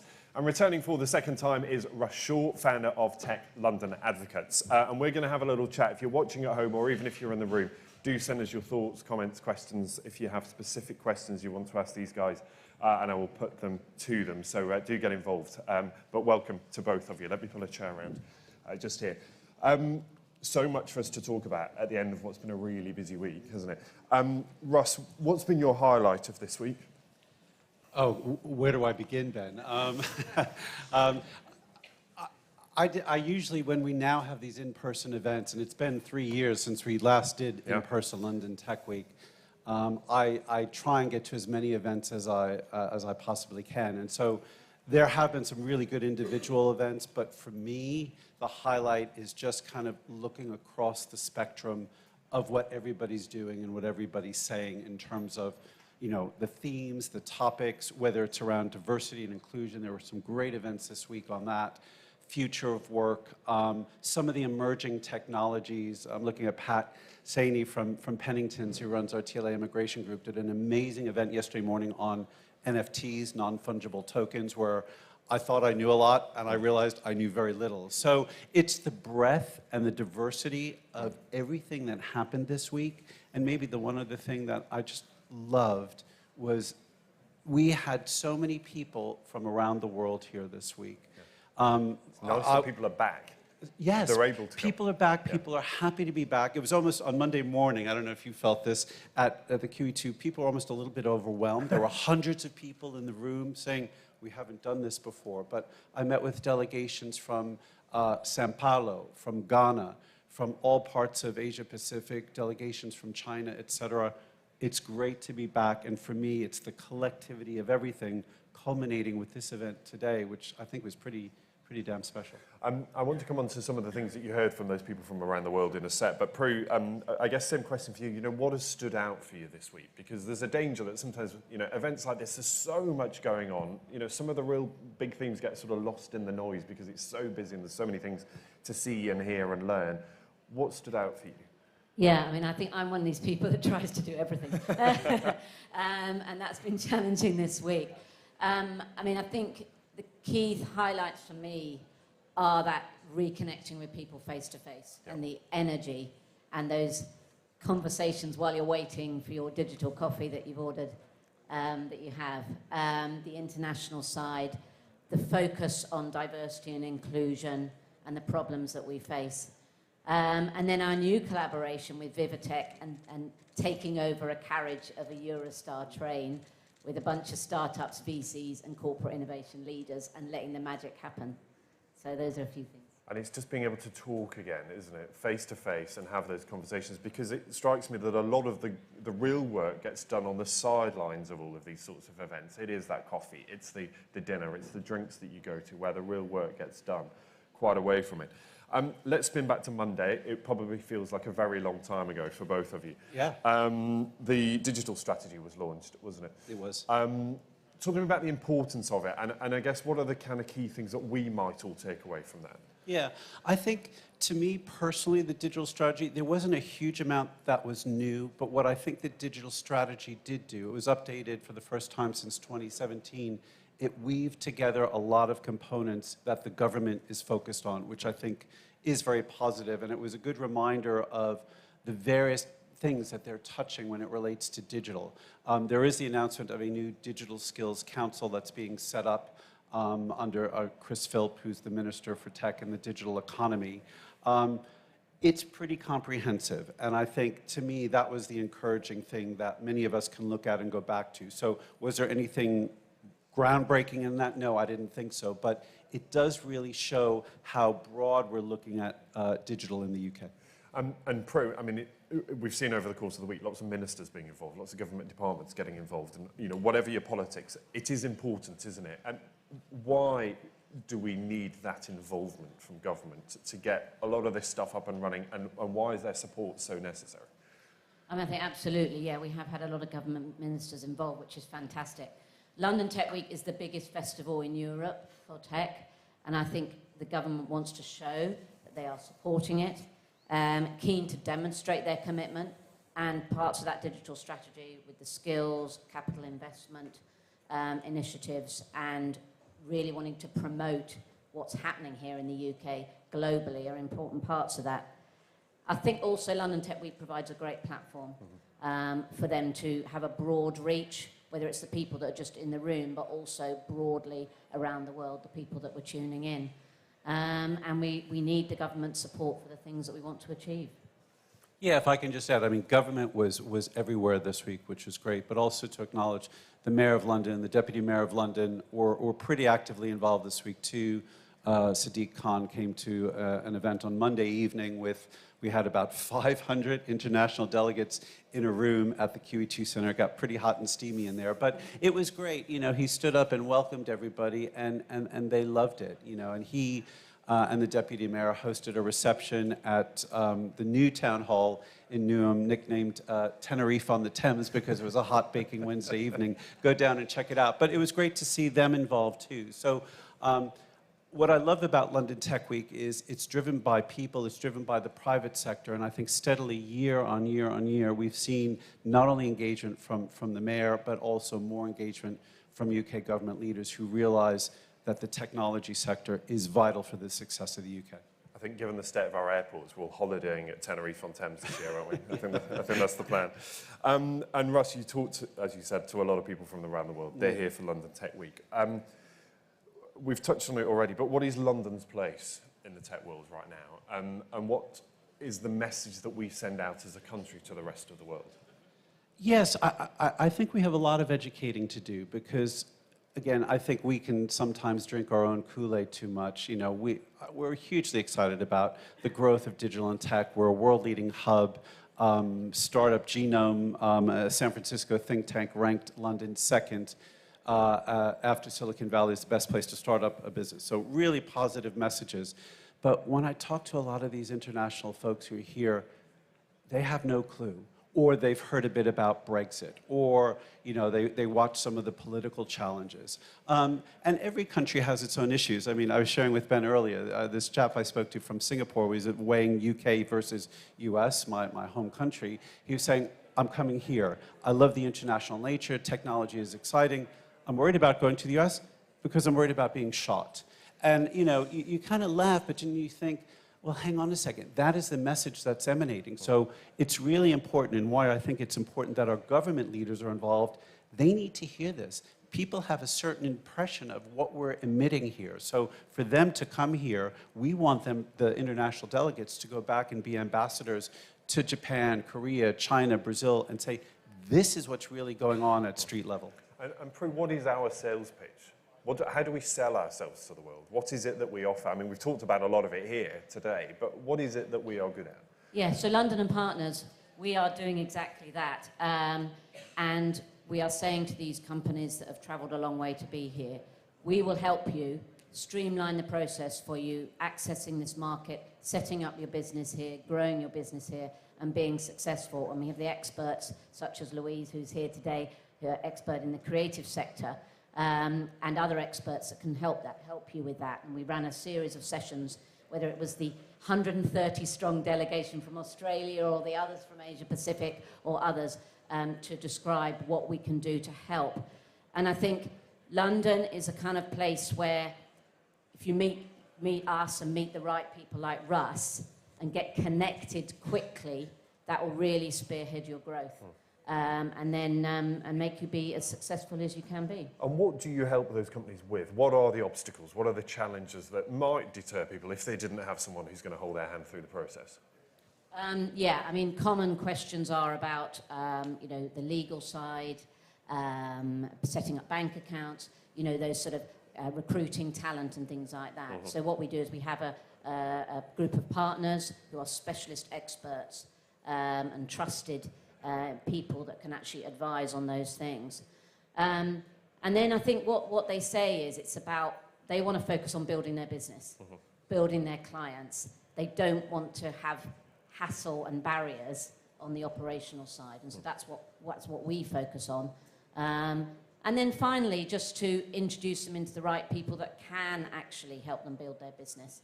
I bumped into, while I was having coffee, this Australian who was over, and I happened to be talking to Cisco at the time, introduced them, you know, the magic could happen there, you know. Yeah. So it's a matter of those networks and welcoming these people and helping them get connected quickly. And Russ, this is a question I posed on an earlier panel. It's about that idea of cooperation or competition.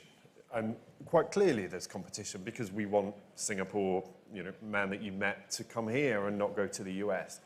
But we also keep hearing it's about cooperation. It's about working together to solve some of these global issues. Yes. How do you balance those two competing interests? I think it's more about collaboration. I mean, and it came up today and various times throughout the week, people kind of used the words war for talent. And because there's such a shortage of great talent, hubs are competing with each other, and whether it's on salaries, attractiveness, whatever. But I think it's around collaboration. And one of the things that, and Ben, you were part of this event a few years ago, we did the Tech World Tour.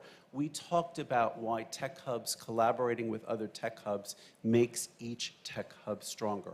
Why is London doing so well? I think one of the key factors is we collaborate with many other places around the world. Prue mentioned this great thing that we're doing with VivaTech. We never did that before, and that London-Paris corridor is increasingly important.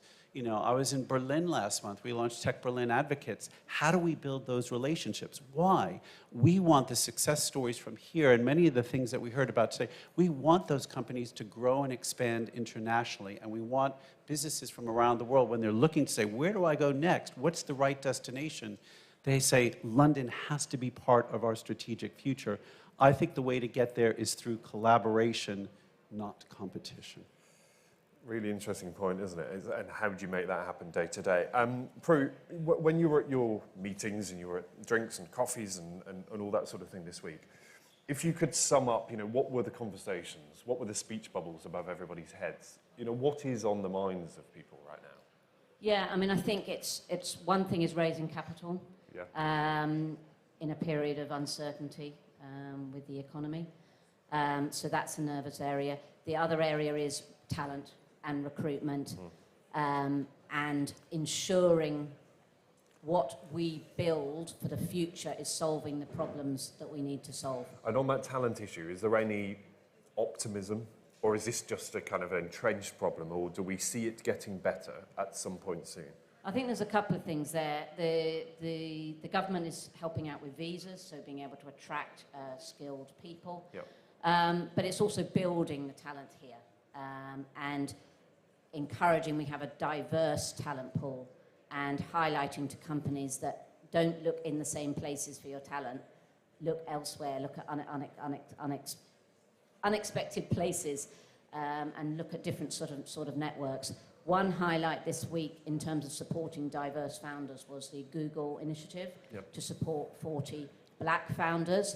I went to an event and you were there as well. I mean, one of them presented their solution, Elizabeth, and it was just an incredible solution around deep tech for helping solve renewable energy management. So we need companies like those big companies that can give to support the people from diverse backgrounds and support generally the talent that we need in the future. So those are the sort of things we need to focus on. I think there's, I agree with all that, but slightly, I sense a greater frustration around talent on the home front. Are we really doing enough with our curriculum to really prepare young people for the future? And are we doing enough to retrain and reskill the folks that have been out in the workforce? People are getting frustrated with that. And then on the visa and immigration front, I think our chancellor, our government is doing a good job introducing new and innovative visas, and Pat certainly helped inform and educate me about what's going on out there. The frustration is the home office processing, the inadequate staffing levels.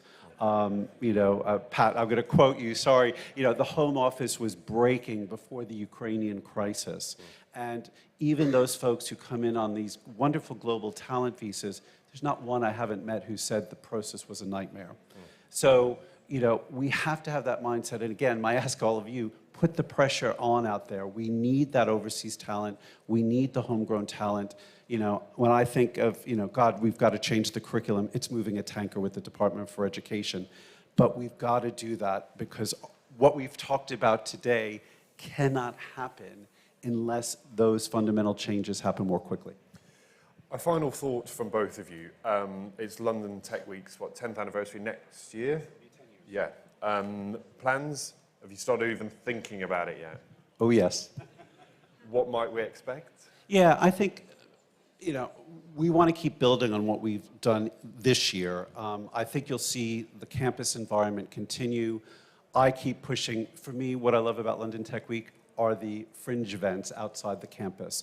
Mm-hmm. Not just bigger events like this, but the 10, 20, 30-person meetups are really exciting. I think one of the things that we missed this year that we have to work much harder on is I want us to get more of our boroughs involved with London Tech Week. We're here in East London, that's great.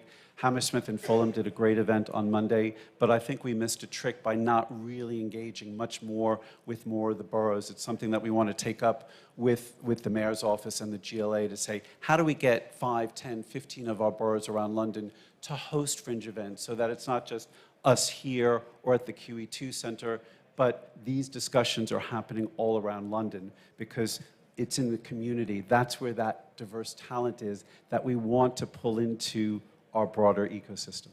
And time is tight, but a question for you, Prue, quickly. Sean asks, if an international startup's looking for funding to relocate to the UK market, where do they go? Who should they look to? Sorry. If you're an international startup looking for funding to relocate in the UK, where would they go? Where could they get help? What sort of stuff would they Yes, well, come to London and Partners. We can certainly point you in the right direction and help with some introductions. And yeah, looking forward to next year and the excitement of a bigger and better London Tech Week. And as founders of it, with you 9 years ago, we're really excited for the next year, and we welcome all of you, and hopefully those online as well, to come back. Fabulous. Thank you so much for being with us, to you both. A round of applause for our panel. Thank you, Russ and Prue. Thank you. Nice to see you. You can ask another question. No, it's absolutely fine. You're very welcome. Thank you so much. Thank you, everyone. I promised that we would finish on time, and we have. We have a minute left. So thank you to Prue and to Russ there. Thank you to all our speakers who've been with us today. It's been really fascinating kind of dash through so many different issues. I hope it's given you a lot of things to think about if you're heading off. Just a few thank yous, of course, before we go. Thanks to Here East and Plexel for this amazing venue, and of course to all of our Shift partners and those fascinating discussions. Francesca and the team, thank you so much. Thank you for being with us, either in the room, in person, or if you're watching at home or wherever you are. The conversations will continue here in the room. Go and visit all our exhibitors who are outside. The conversation, of course, continues online. So thank you so much for your company and for listening. Enjoy the rest of what is left of London Tech Week, and I hope we can go and enjoy some of that sunshine at some point today. Thank you so much. See you soon.